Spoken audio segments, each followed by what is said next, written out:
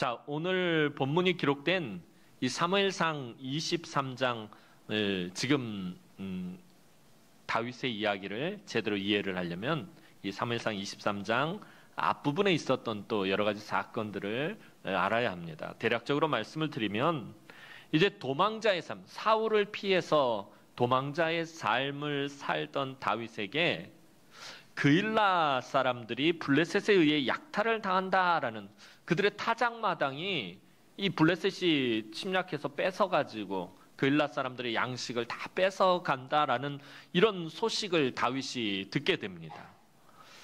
다윗은 자기도 힘들고 어려운 도망자의 형편임에도 불구하고 이 그일라 사람들을 구하러 가려고 합니다. 그때 밑에 있던 그 부하들이 아니 지금 우리가 유다 땅에 있는 것도 무서워 죽겠는데 이 그일라에 있는 블레셋 사람들을 치러 간다는 게 이게 말이나 됩니까? 좀 자중하십시오 하면서 이 부하들이 다윗을 말리자 다윗이 하나님께 기도합니다. 블레셋 사람들을 제 손에 붙이시겠습니까? 하나님이 붙이겠다. 가서 구해라. 그래서 다윗은 목숨을 걸고 가서 그일라 사람들을 도와줍니다. 블레셋 사람들을 쳐서 무찌르고 그일라 사람들을 구원해냅니다. 하지만 다윗은 목숨을 걸고 도와준 그 그일라 사람들이 사울에게 다윗이 자기들과 있음을 고발하는 배신으로 인해서 그곳을 도망치듯이 또 빠져나와야 했습니다. 다윗은 그일라를 떠난 후 참 깊은 허탈감으로 낙심하게 되었습니다. 목숨 걸고 가서 구해줬는데 그 사람들이 고마워하기는커녕 사울에게 자기를 고발한 것입니다. 다윗이 여기 있습니다 하고 고발을 해버린 것입니다. 계속된 도망자 생활에 참 많이 지쳐 있었던 다윗이 이런 형편이 더욱 다윗의 마음을 상하게 만들었습니다. 마치 사막 한복판에서 목말라 죽어가는 그런 답답함과 아주 갈급한 그런 심정이었을 것입니다. 이렇게 몸과 마음이 아주 극심한 피로에 넘어져 있던 다윗을 때마침 이 요나단이 찾아와서 변치 않는 우정으로 다윗이 다시금 하나님을 힘있게 의지하도록 이 요나단이 다윗을 위로하고 도와줍니다. 다윗은 요나단을 통해서 잠시 위로를 얻으며 쉼을 얻게 되었습니다. 계속되는 도망자의 삶으로 지치고 고단하고 이 낙심하던 다윗에게 이 요나단의 격려는 정말 사막의 오아시스 같은 말로 다 할 수 없는 큰 위로가 되었으며 그로 인해서 힘을 낼 수 있게 되었습니다. 하나님께서 요나단을 다윗에게 큰 위로자로 보내셨던 것입니다. 자, 그런데 다윗이 이런 큰 위로를 얻었을 때 전혀 예상치 못한 일이 발생해서 다윗을 또다시 고통스럽게 만듭니다. 그것은 바로 같은 유다 지파 사람인 이 십광야에 살던 유다의 지파 사람들이 그만 다윗을 배신하고 말았던 것입니다. 그일라를 허탈한 마음으로 떠났던 다윗은 같은 유다 지파 사람들이 살고 있는 십광야에 몰래 숨어 들어와 있었습니다. 그런데 이곳에 살고 있던 유다 지파 사람들이 직접 사울 왕을 찾아가서 다윗의 은신처를 밀고 하였던 것입니다. 십광야는 헤브론에서 이 헤브론은 이 이스라엘 땅에서 남쪽 유다의 제일 맨 밑단에 위치한 도시입니다.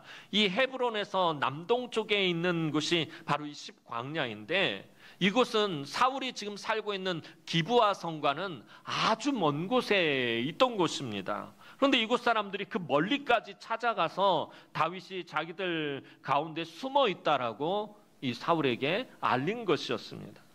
다윗이 이곳에 숨어든 것은 그래도 같은 유다 지파 사람들이니까 자기를 숨겨줄 것이라고 기대했기 때문입니다. 그일라 사람들은 같은 유다 지파가 아니니까 혹 사울이 무서워서 그럴 수도 있겠다. 그렇지만 같은 유다 지파 사람이라면 내 종친이고 내 형제 지파라면 나를 숨겨주겠거니 하고선 그런 기대로 이 십광야로 숨어든 것이었습니다. 하지만 자기 지파였던 이 유다 지파 사람들에게 그만 다윗은 뒤통수를 제대로 얻어맞고 말았습니다. 십광야 사람들이 다윗을 사울에게 밀고 했을 때 다윗이 지은 시편이 있습니다. 그것이 시편 54편입니다. 이때 다윗은 자기를 배신한 이 십광야 사람들에 대해서 이렇게 노래하고 있습니다. 시편 54편 3절 말씀 보도록 하겠습니다. 시편 54편 3절 말씀입니다. 시작. 낯선 자들이 일어나 나를 치고 포악한 자들이 나의 생명을 수색하며 하나님을 자기 앞에 두지 아니하였음이니이다. 자, 낯선 자들이 일어나 나를 치고 포악한 자들이 나의 생명을 수색하며 하나님을 자기 앞에 두지 아니하였음이니이다. 다윗은 자기를 배신한 이 십광야 사람들을 낯선 자들이라고 표현하고 있습니다. 히브리어 성경 원전에서 이 말의 의미, 이 낯선 자들이란 말의 의미는 모르는 사람들, 이질적인 사람들 혹은 이방인들과 같은 의미를 담고 있는 말입니다. 같은 유다 지파 사람들이었지만 다윗은 이들이 전혀 모르는 사람들처럼 느껴졌다라는 것입니다. 형제 지파고 같은 종친들이고 이미 다 같은 유다 지파 안에서 또 근처에 있는 베들레헴에서 살았기 때문에 아마 어떻게 해서든지 서로 알고 지냈던 사람들 같은데 전혀 모르는 사람들 같이 느껴지더라는 것입니다. 또 같은 하나님의 백성, 하나님께 선택받은 백성들인데 그 하나님의 백성들과는 전혀 다른 이질적인 사람들처럼 느껴졌었고 심지어 이방인과 같은 자들로 느껴졌다라는 것입니다. 그만큼 다윗의 이 십광야 사람들에게 받은 충격이 컸다라는 것입니다. 같은 유다 지파 사람들이라면 다윗이 이렇게 어려움을 겪고 있을 때 드러내놓고 돕지는 못할지라도 드러내놓고 도우면 사울에게 아무래도 해를 당할 테니까 남모르게라도 다윗을 도와야 할 것입니다. 그런데 십광야에 살고 있던 유다 지파 사람들은 자기들이 먼저 사울에게 찾아가서 다윗이 있는 곳을 알려주기까지 합니다. 이들은 사무엘상 26장을 보면요, 또다시 다윗의 위치를 사울에게 달려가서 고발하는 것을 보게 됩니다. 이번 사건뿐만 아니라 뒤에 가서 계속해서 다윗이 도망가면 다윗이 어디에 있다라고 사울에게 알려주는 역할을 계속한다는 것입니다. 십광야 사람들이 이렇게 한 것에 대해서 다윗은 조금 전에 우리가 살펴본 시편 54편 3절에서 이 십광야 사람들이 하나님을 자기 앞에 두지 않았기 때문이다라고 말하고 있습니다. 하나님을 자기 앞에 두지 않았다. 이게 무슨 의미입니까? 이 말은 하나님의 안중에도 없다라는 태도를 나타내는 표현입니다. 즉 하나님을 전혀 두려워하지 않는 자들이었음을 말하고 있는 것입니다. 같은 지파의 형제들에게 배신을 당한 다윗은 아마도 그 배신감과 절망감이 극에 달했을 것입니다. 그일라 사람들한테 배신당한 것과는 상대도 되지 않을 만큼 아주 큰 충격을 받았을 것입니다. 유다 지파는 사실 참 굉장히 비겁한 지파입니다. 하나님께 가장 큰 축복을 받았던 지파이기도 하고요. 또 이스라엘 12지파 중에서 가장 영향력이 큰 지파임에도 불구하고 참 비겁한 지파였습니다. 사사시대 때를 보면 이스라엘을 구원하기 위해서 하나님께서 보내신 사사 삼손을 이 밧줄로 꽁꽁 묶어서 원수 블레셋 사람들에게 넘겨준 사람들이 바로 유다 지파 사람들이었습니다. 해를 당하지 않기 위해서 삼손을 묶어서 블레셋에 넘긴 사람들이 유다 지파입니다. 또 오늘 본문처럼 다윗을 하나님께 기름 부음 받은 다음번 왕으로 세움 받은 다윗을 사울에게 넘기기 위해서 밀고 한 사람들도 유다 지파 사람들이었고요. 신약 시대로 넘어와서 예수님을 로마 총독 빌라도에게 넘겨준 사람들도 유다 자손들을 그 후손들이었습니다. 사실 이때쯤이면 광야에 사는 사람들뿐만 아니라 이스라엘의 거의 모든 사람이 다윗이 다음 이스라엘 왕으로 기름 부음을 받았다라는 것을 알고 있었을 것입니다. 왜 사울이 저렇게 집요하게 다윗을 죽이러 쫓아다니냐면 사무엘 선지자에 의해서 다음번 왕으로 기름 부음을 받았기 때문에 사울이 죽이려고 저렇게 쫓아다닌다라는 사실을 이미 이스라엘 땅 안에 있는 사람들은 이때쯤이면 다 알고 있었을 것입니다. 그런데도 이들은 하나님께 기름 부음을 받은 사람을 사울에게 넘겨주려고 했던 거예요. 사울이 넘기라고 먼저 명령한 것도 아니고 본인들이 스스로 자발적으로 나서서 다윗을 넘겨주려 했다라는 것입니다. 요나단의 위로로 간신히 힘을 되찾았던 다윗은 완전히 억장이 무너질 지경이었습니다. 이 사울 왕을 찾아갔던 10광야 사람들이 얼마나 간교하냐면 다시 돌아와서 다윗이 지금 어디에 있는지 더욱 정확한 위치를 파악하고 사울 왕에게 이 사실을 알립니다. 그러자 사울 왕은 지체하지 않고 모든 군대를 다 동원해서 다윗이 있는 곳으로 순식간에 포위망을 좁혔습니다. 급박한 추격전이 시작된 것입니다. 다윗과 함께한 사람들은 600명 정도가 되었습니다. 그런데 그들 중에는 어린아이와 여자들과 노인들도 있었기 때문에 사울의 군대를 갑자기 쳐들어온 사울의 군대를 피해서 도망 다니기란 정말 쉽지 않은 일이었습니다. 지금까지 수많은 위기를 잘 넘겨온 다윗이었지만 이렇게 바로 코앞까지 자기의 공동체가 포위망이 좁혀졌던 적은 처음이었습니다.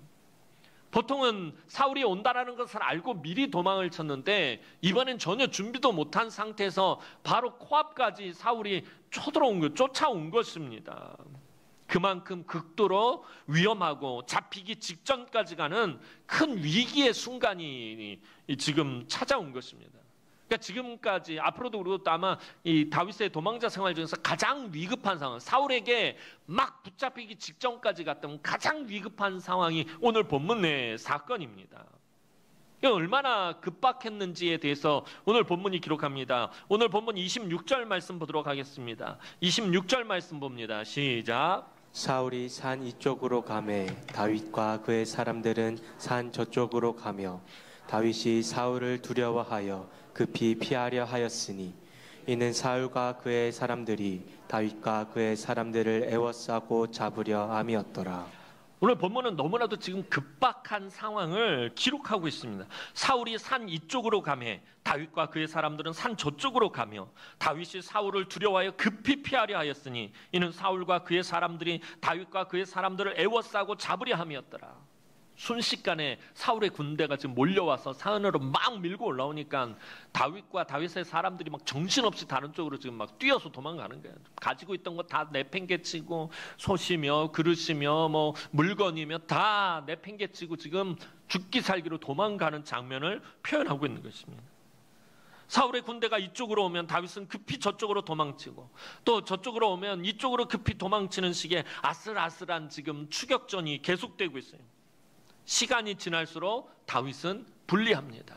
왜냐하면 사울은 훈련이 잘 된 군대를 이끌고 와서 막 정신없이 쫓아오고 있고 다윗은 지금 부녀자들과 어린아이들과 노인들과 그 외 여러 사람들 600명을 한꺼번에 데리고서는 지금 피해야 됐기 때문에 시간이 지나면 지날수록 다윗에게 점점 불리해집니다. 이제 다윗과 함께한 사람들이 달아나는 것이 사울의 눈에 뚜렷이 보일 정도로 사울이 근접해 왔습니다. 다윗이 사울을 두려워하여 급히 피하려 하였으니 라는 이 말은 지금 상황이 다윗에게 얼마나 위급한 상황인지 묘사해 주는 말입니다. 이 급히라는 말은 정말 정신없이 지금 피하여 도망가고 있다는 것입니다. 좀 전에 말씀드린 것처럼 이건 손에 들고 있는 게 싸들고 갈 시간도 없는 거예요. 다 집어 던지고 지금 몸만 막 정신없이 지금 사울을 피해서 막 우르르 도망가고 있는 그런 상황을 묘사해 주는 말입니다. 수없는 전쟁에서 잔뼈가 굵은 다윗도 이번만큼은 이 절체절명의 위기를 직감하고 있습니다. 이제 꼼짝없이 잡혔구나라는 아마 그런 생각이 들었을지도 몰라요. 사울이 바로 뒤까지 쫓아온 거예요. 이제 정말 어떻게 할 수가 없구나라는. 소나기에 거의 다 들어온 다윗을 보면서 사울 입장에서는 그러겠죠. 눈앞에서 막 저쪽으로 도망가는 걸 보여요. 막 정신없이 쫓아가서 이제 소나기에 다윗이 막 들어온 것을 보며 사울 왕은 이놈 드디어 잡았다라고 얼마나 좋아했겠어요. 그토록 잡으려고 그랬을 때도 막 쥐새끼처럼 막 도망갔던 그 다윗을 이제 막 소나기에 막 지으려고 그랬을 때 다윗을 잡았다라는 생각에 사울은 가슴이 뛰고 기쁨이 넘쳐났을 것입니다. 다윗도 그 순간 절망이 폭풍처럼 몰려왔을 것입니다. 그런데 다윗이 사울의 손에 잡히려는 막 바로 그때 누구도 생각하지 못한 돌발 상황이 발생합니다. 갑자기 너무나도 급한 소식이 사울에게 전해졌습니다. 국경에서 전령이 급히 말을 몰고 달려온 것입니다. 오늘 본문 27절 말씀 보겠습니다. 27절 말씀입니다. 시작. 전령이 사울에게 와서 이르되 급히 오소서 블레셋 사람들이 땅을 침노하나이다. 원래 블레셋은요, 그냥 수시로 이스라엘 국경을 침입했었습니다. 온 군대를 쳐들어온 게 아니라 그 국경에 있었던 국경 수비대들이 그냥 산발적으로 이렇게 쳐들어와 가지고서는 이스라엘 군대와 싸우다가 돌아가는 이런 일들이 수시로 있었습니다. 그래서 국지전 형태의 전투가 자주 있었습니다. 그런데 이번에는 달랐다라는 거예요. 국지전 형태가 아니라 블레셋이 총동원령을 내리고 전격적으로 쳐들어온 것이었습니다. 게다가 사울은 다윗을 잡기 위해서 이스라엘 최정예 병력을 지금 후방으로 빼돌린 상태였습니다. 그러니까 국경에 있었던 최정예 군대가 뒤로 빠졌다는 사실을 블레셋이 알고서는 온 군대를 다 동원해서 이스라엘 국경을 전체적으로 전면적으로 아주 전격적으로 침입해 들어온 것입니다. 사울이 군대를 이끌고 블레셋을 막으러 나가지 않으면 지금 이스라엘의 전선이 너무나도 급하게 모두 무너지게 됩니다. 이 이스라엘의 전선이 무너지면 이 큰 위기를 당할 상황이 되어버리는 것이에요. 이스라엘의 존폐의 위기가 찾아온다는 거예요. 다윗이 사울을 급히 피하려 한 것보다 더 급한 일이 지금 사울에게 일어나게 된 것이에요. 아까 26절 말씀에서 다윗이 사울을 두려워하여 급히 피하려 할 때 이 급히라는 말이 얼마나 위급한지, 지금 다윗이 위급한 상황인지를 나타내주고 있는데 27절 말씀 보면 전령이 사울에게 와서 이르되 급히 오소서, 똑같이 급히라는 단어를 쓰고 있는 거예요.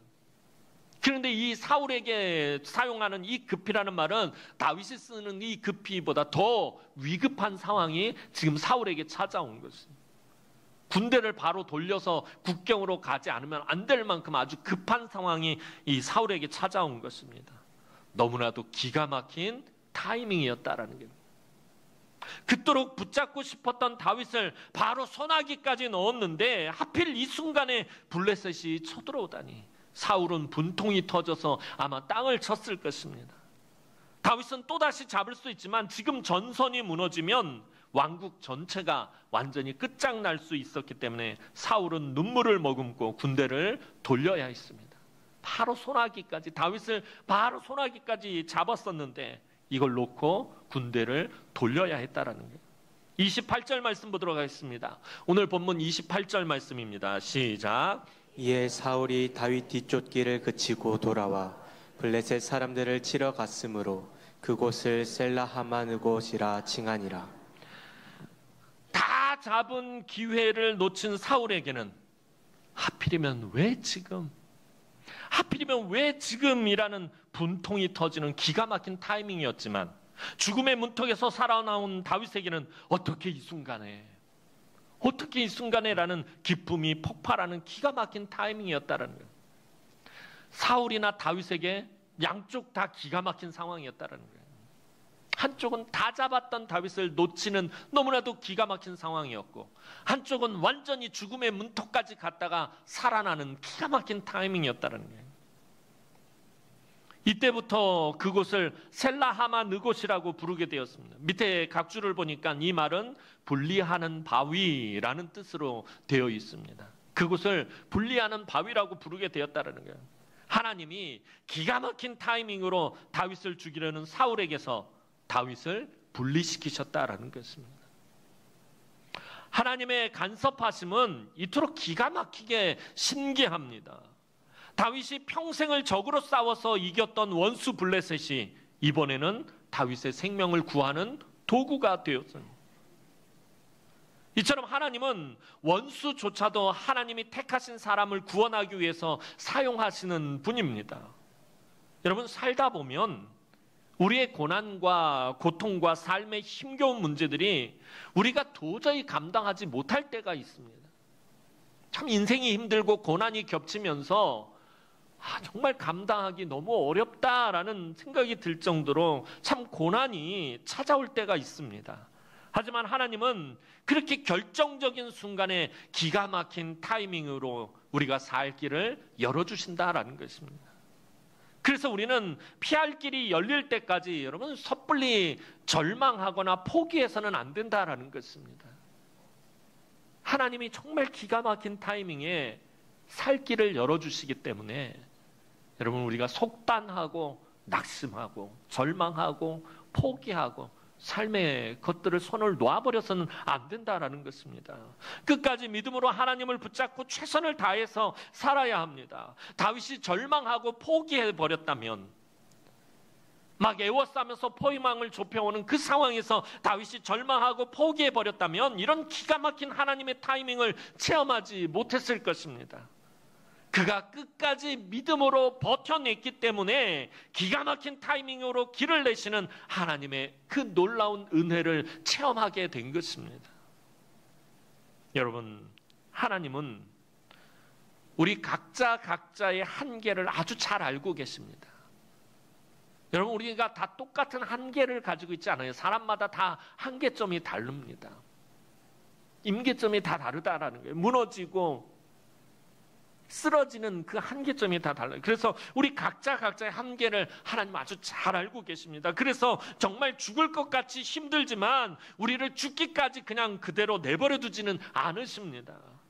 그래서 삶의 결정적인 순간에 기가 막힌 타이밍에 우리의 구원자이신 예수 그리스도께서 그 은혜의 손길로 저와 여러분을 붙잡아 주시고 회복시키시며 다시 일으켜 세우십니다.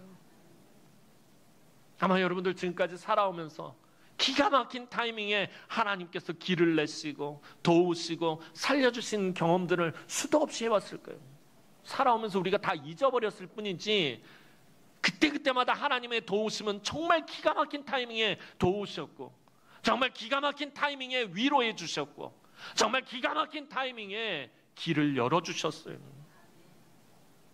예수 그리스도의 그 은혜의 손길로 저와 여러분을, 넘어진 저와 여러분들을 붙들어 주시고, 정말 혼자서 오늘 다윗처럼 그렇게 힘겨운 길을 절망하고 낙심하고 지치고 고단할 때 다시 일으켜 세워주셨다는 거예요. 오늘 우리가 좀 이따 부를 찬송처럼 무거운 짐을 나 홀로 지고 견디다 못해 쓰러질 때 불쌍히 여겨 구원해 주리 은혜의 주님 오직 예수. 우리가 인생을 살아가다 보면 진짜 나 홀로 무거운 인생의 짐을 어깨에 짊어지고서는 터벅터벅 걸어가다가 너무 힘들고 고단하고 지쳐서 너무 괴로워서 그냥 쓰러질 때가 있어요. 견디다 못해 쓰러질 때, 그때 나를 불쌍히 여겨서 구원해 주리는 오직 예수밖에 없다는 거예요. 오늘 본문에서 다윗이 체험한 이 기가 막힌 타이밍은 여러분 우연히 찾아온 게 아니에요. 오늘 보면 막 이 다윗과 그의 사람들이 사울이 이쪽으로 오면 저쪽으로 도망가고 막 그러는 정말 붙잡히기 일보 직전의 상황이 우연히 블레셋이 쳐들어온 게 아니다라는 것입니다. 이것은 절망과 위기의 순간에 다윗의 부르짖음에 대한 하나님의 응답하심이었다라는 거예요. 아니, 오늘 본문에 어디도 다윗이 부르짖었다는 얘기가 없는데요. 다윗이 기도했다라는 얘기가 없는데요. 여러분, 앞서서 말씀드린 것처럼 시편 54편은 바로 오늘 이 사건이 일어났을 때 다윗이 지은 시편이에요. 다윗은 죽을 힘을 다해 도망치면서도 얼마나 하나님께 부르짖어 기도했는지 모릅니다. 다윗은 자기와 함께한 600명의 그 생명도 살려야 하고 도망치는 길도 잡아야 하고 그 정신없는 상황에도 하나님께 간절히 기도하며 하나님의 도우심을 기다렸다는 그 위급한 상황에도, 그 급박한 상황에도 하나님 앞에 기도하며 하나님의 도우심을 기다렸다는 거예요. 그게 시편 54편 2절에 기록되어 있어요. 시편 54편 2절 말씀 보도록 하겠습니다. 시작. 하나님이여 내 기도를 들으시며 내 입의 말에 귀를 기울이소서. 지금 사울에게 막 붙잡히기 직전에 다윗이 기도합니다. 하나님이여 내 기도를 들으시며 내 입의 말에 귀를 기울이소서 하는 거예요. 너무나도 급박한 위기의 상황에서 부르짖는 다윗의 간절한 부르짖음을 지금 표현하고 있는 거예요. 오늘 본문에서 다윗은 사방에서 포위망이 좁혀오는데 도무지 살 길이 보이지 않는 거예요. 이리 피하고 저리 피해도 사울의 군대가 점점 포위망을 좁혀오고 있어요. 에워싸고 있어요. 사울의 손아귀에 막 잡히기 일보 직전이 도무지 살 길이 보이지 않습니다. 앞뒤 좌우 모든 곳이 다 막혀있던 다윗에게 오직 살 길이라고는 위에 계신 하나님밖에 없었다는 거예요. 다윗과 같은 상황에서 드리는 기도는 옆에서 보기만 해도 너무나도 간절한 기도였어요. 우리의 고된 삶에 어렵고 힘겨운 문제가 찾아와서 우리를 겹겹이 애워싸고 있다면 여러분 다윗처럼 간절히 기도하시기 바랍니다. 왜냐하면 하나님은 그 기도를 기다리시기 때문입니다. 하나님 분명히 말씀하십니다. 시편 50편 15절 상반절 말씀 보도록 하겠습니다. 시작. 환난 날에 나를 부르라 내가 너를 건지리라. 환난 날에 나를 부르라 내가 너를 건지리라. 이 말이 뭐예요? 하나님은 기다리고 계시는 거예요. 무엇을 기다리는 거예요? 우리의 부르짖음을 기다리시는 거예요. 환난을 당했을 때, 고난이 찾아왔을 때, 힘겨운 문제를 만났을 때 나를 부르라 내가 너를 건지리라. 정말 기가 막힌 삶의 수렁에 웅덩이에 빠져서 헤어나오지 못하고 있을 때 그 환난 날에 나를 부르면 내가 너를 건져내겠다라고 하나님 말씀하고 있다는 거예요. 그런데 여러분 환난 날에 하나님을 부르는 것 그저 힘없이 부르는 것은 아닐 것입니다. 절박하고 간절하게 모든 힘을 다해서 부르라는 것이에요. 여러분 죽을 위기에 처한 사람이 살려주세요. 저 좀 살려주시면 좋겠어요. 이렇게 하는 사람 있나요? 없어요. 정말 간절하잖아요. 사람 살려! 밤에 불이 났어요. 온 집에 불이 났는데 그 불구덩이 안에 사람이 있어요. 어떻게 해요? 불이야! 사람 살려, 사람 살려. 정말 절박하고 간절하게 절박하고 간절하게 모든 힘을 다해서 부르라는 것입니다. 그러면 반드시 건져주시는 응답이 있다라는 것입니다. 하나님은 예레미야 선지자에게도 똑같이 말씀하셨습니다. 예레미야 33장 3절 상반절 말씀 보겠습니다. 시작. 너는 내게 부르짖으라 내가 내게 응답하겠고. 너는 내게 부르짖으라 내가 응답할 것이다 라고. 부르짖는 자의 소리에 하나님은 반드시 응답하신다라고 성경은 기록하고 있어요. 이 두 곳 말고도 성경 곳곳에서는 하나님 앞에 부르짖음에 대해서 이야기하고 있다는 거예요. 지난 금요일 살펴본 것처럼 히스기야 왕이 죽을 병에 걸려서 그 얼굴을 벽으로 향하고 심히 통곡하며 부르짖었더니 하나님이 즉각적으로 응답하십니다. 내가 너의 기도를 들었고 내가 너의 눈물을 보았노라. 너의 생명을 15년 연장하고 아수르의 손에서 너를 구원하겠다. 심히 통곡하며 부르짖었더니 하나님 바로 응답하세요. 네가 죽고 살지 못하리라 이사야 선지자를 통해서 선포하셨는데 그 이사야 선지자가 예루살렘 성을 나가기도 전에 하나님께서 응답하세요. 이사야야 발걸음을 돌려라. 가서 다시 말해라. 내가 너의 기도를 들었고 너의 눈물을 보았다. 하나님은 응답하신다는 거예요. 오늘 본문 사건을 기록해 놓은 그 시편 54편에서 다윗이 이렇게 마무리합니다. 이 사건에 대해서 이렇게 마무리합니다. 시편 54편 7절 말씀 보도록 하겠습니다. 시작. 참으로 주께서는 모든 환난에서 나를 건지시고 내 원수가 보응받는 것을 내 눈이 똑똑히 보게 하셨나이다. 그 위급한 상황에서 사울에게 잡혀서 다 잡아 죽인, 아마 다윗과 함께한 그 600명이 아마 다 사울에게 죽임을 당해야 돼요. 다윗도 죽을 뿐만 아니라 그 위급한 상황에서 하나님 앞에 부르짖어 기도했더니 하나님께서 어떻게 응답하셨다는 거예요. 다윗의 부르짖는 기도에 하나님은 환난 날에서 건지시고 원수가 보응받는 것을 똑똑히 목격하게 하셨다라는 것입니다. 사랑하는 성도 여러분, 그러면 사실 기도만 한다고 모든 것이 다 되는 것은 아닙니다. 아무것도 우리가 하지 않고 그냥 기도만 주구장창 한다고 해서 다 되는 것 아니에요. 여러분 기도할 때 제일 중요한 것에 대해서 지난번 금요 기도회 때 말씀을 드렸어요. 기도에 있어서 가장 중요한 게 뭐예요? 그 기도를 들으시는 하나님. 우리가 아무리 능력 있는 기도를 하고 아무리 제대로 된 기도를 하고 그래도 그 기도를 하나님이 듣지 않으신다면 아무 소용이 없다라는 것입니다. 기도의 핵심은요, 들으시는 하나님이에요. 들으시는 하나님이에요.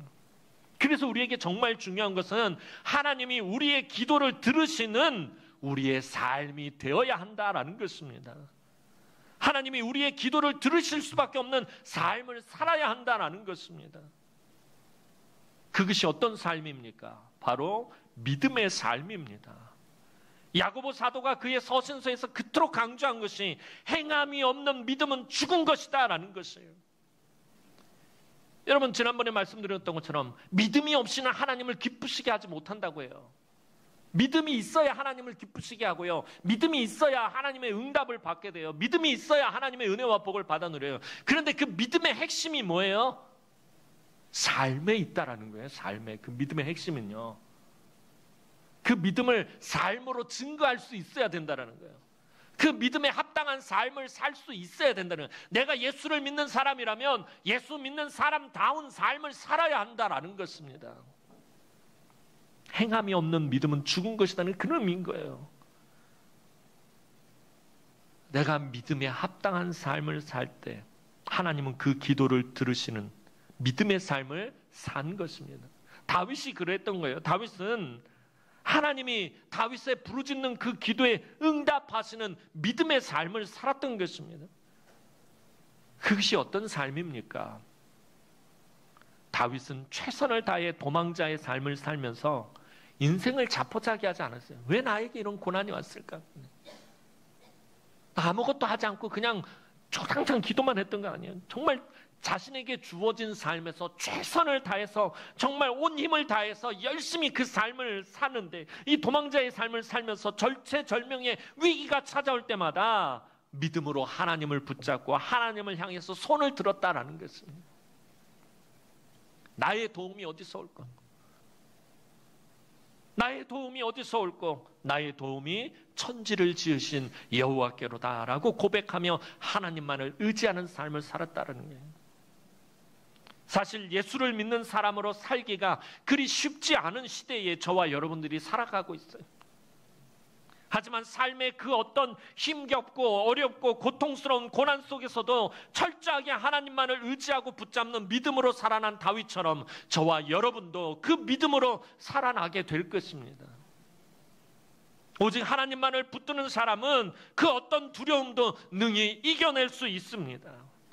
사망의 음침한 골짜기에서 기가 막힌 타이밍으로 다윗을 살려내신 하나님께서 오늘을 살아가는 저와 여러분도 그 기가 막힌 타이밍으로 은혜와 복과 능력을 베풀어 주실 것입니다. 오늘도 하나님이 때때로 저와 여러분들이 살아가는 인생길에서 환난의 떡과 고생의 물을 마시게 할 수도 있어요. 생각지도 못했던 고난이 찾아올 수 있고요.